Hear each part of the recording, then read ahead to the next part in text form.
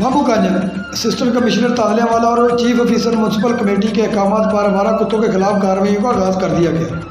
تفصیلات کے مطابق اسسٹنٹ کمشنر تانلے والا صفا عبد اور chief officer municipal committee Tariq Javed Kamboh کے احکامات پر میونسپل کمیٹی مامو کانجن کے عملہ نے گلی محلوں میں گھومنے والے آوارہ کتوں کو پکڑنے کا عمل شروع کر دیا۔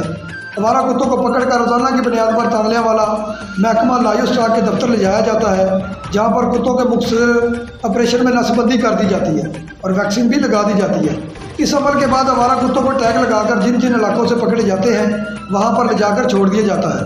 آوارہ کتوں نے شہریوں، بزرگوں، بچوں سمیت سب کا جینا محال کر رکھا تھا۔ شہریوں کا کہنا ہے کہ اس منصوبے کے لیے محکمہ لائیو اسٹاک اور میونسپل کمیٹی مامو کانجن کے عملے کی خدمات لائق تحسین ہیں۔ کیمرہ مین ٹیم کے ساتھ کاشف نواز، مامو کانجن۔